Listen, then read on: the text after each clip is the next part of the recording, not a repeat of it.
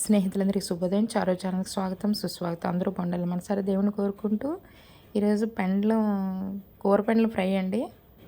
చూద్దాం మరి. ఓకే అండి. ముందుగా కూర పెండలం అది ముక్కలుగా కట్ చేసుకొని, తొక్క తీయటానికి ఈజీగా ఉండేటట్టు ముక్కలుగా కట్ చేసుకోవాలండి. దుంప పాలంగా ఉండగా నేను వీడియో తీయలేదండి.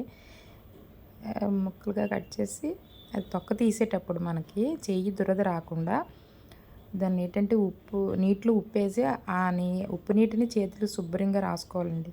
అలాగే గిన్నెలో నీళ్ళు వేసి అందులో కూడా కొద్దిగా ఉప్పు వేసుకొని ఈ తొక్క తీసేసిన దుంపల్ని అందులో వేసి బాగా కడగాలండి. 3 సార్లు 4 సార్లు ఉప్పేసి కడిగేస్తే మనకి ఆ దురదంటూ రాదు. దానికి ఉన్న జిగురు కూడా పోతుంది. ఇది బాగా పాత పెండలం కాబట్టి పెద్ద జిగురు లేదండి. నీటిలో వేసిన తర్వాత 4-5 సార్లు కడుక్కోవాలండి. అప్పుడు మళ్ళీ చేతులు కూడా శుభ్రంగా కడిగేసుకొని మళ్ళీ కొద్దిగా ఉప్పు రాసుకొని ముక్కలుగా కట్ చేసుకొని ఉప్పు నీటిలో వేసుకోవాలి.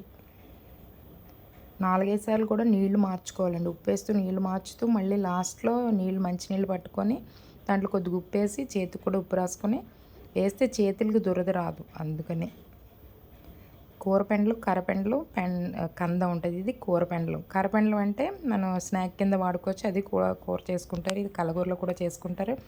ఆ ముక్కలన్నీ ఒక గిన్నెలో వేసేసి ఒక బాండీలో అందులో టమాటా ముక్కలు మంచినీటిలో కడుగుతాను. ఆ నీళ్ళు కూడా వడకట్టేసి సరిపడగా ఉప్పు, పసుపు వేసి ఉడకనివ్వాలండి. ఉడుకుతుంది చూసారు. ఆ నీళ్ళు ఏం వార్చిన అవసరం లేదు. మంచినీళ్ళు టమాటా రసం కాబట్టి చక్కగా దగ్గరికి ఇంకే వరకు ఉంచుకొని అది పక్కన ఉంచుకోవాలండి. అలా దగ్గరికి ఇంకిపోద్ది. స్టవ్ ఆఫ్ చేసుకొని చిక్కబడిపోద్దండి. కళాయి పెట్టుకొని 2 స్పూన్ల ఆయిల్ వేసి ఆవాలు, జీలకర్ర, శనగపప్పు, మినపప్పు, వెల్లుల్లి గుడ్లు, ఎండుమిరపకాయలు, కరివేపాకు వేసి బాగా వేపుకున్న తర్వాత ఈ టమాటా ముక్కలు ఉన్నాయి కదండి, రసం వేసిన టమాటా ముక్కలు కూడా వేసేసి మనం అది బాగా స్మాష్ అయిన వరకు వేపుకొని గరిటతో జస్ట్ కొంచెం ఇలా నొక్కితే మెత్తగా అయిపోతుంది. కొంచెం అల్లం వెల్లుల్లి పేస్ట్ కూడా వేసుకొని బాగా వేగనివ్వండి. చూస్తున్నారు కదా వీడియోలో మాదిరిగా.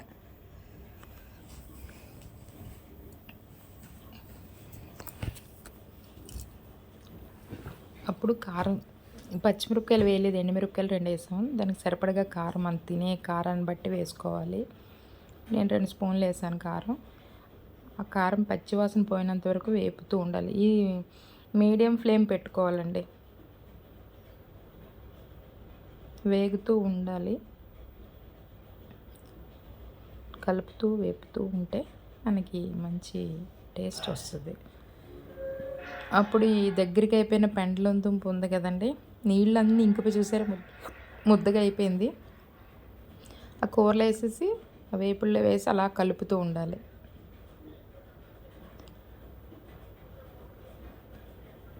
ఇటు సిమ్లో పెట్టేసుకోవడం బెటర్. మొత్తం అంతా ఆ టమాటా ముక్క పోపు అంతా దుంపలకి అతుక్కునే వరకు కలుపుతూ సిమ్లో పెట్టుకుంటే మంచి రుచి ఉంటుంది. చపాతీకి, అన్నంలోకి, అన్నిటికీ బాగుంటుందండి. బంగాళదుంప కుర్మలా ఉంటుంది. ఇంకా ఇది ఫ్రై అయిపోతుంది. చూస్తారా ముందు చాలా బాగుంటుంది కూర.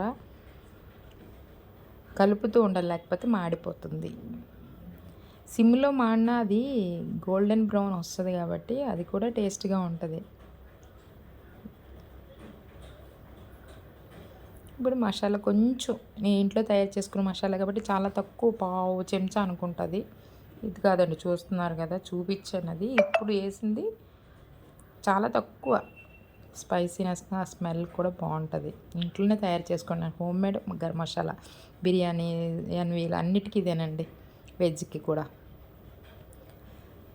మూత తీసినట్టు మంచి స్మెల్ వస్తుంది. అలా దగ్గరగా చూస్తున్నారా, డ్రై అయిపోయింది. ఆయిల్ కూడా తక్కువ అయింది. మనం కలుపుతూ ఉంటే ఆ తడంతా చక్కగా లో ఫ్లేమ్లోనే డ్రై అయిపోయి పొడిలాడుతుంది. ఇది స్నాక్ కింద మామూలుగా తినేయొచ్చండి. చాలా బాగుంటుంది. సాంబార్ కానీ, రసం కానీ, టమాటా రసం కానీ, మిరియాల చారు కానీ, దేనికైనా సైడ్ డిష్గా చాలా బాగుంటుంది. అలాగే చపాతీ, పుల్కా దేనికైనా బాగుంటుంది. ఒకసారి ట్రై చేయండి. మీరు కూడా ఇలా చేస్తారు ఫ్రై. ఇది డీప్ ఫ్రై కూడా చేసుకోండి. కోరేసి క్యారెట్ కూరతో కోరేసుకొని కొంచెం ఎండలో ఆరబెట్టేసుకుని వేపుకున్నా బాగుంటుందండి.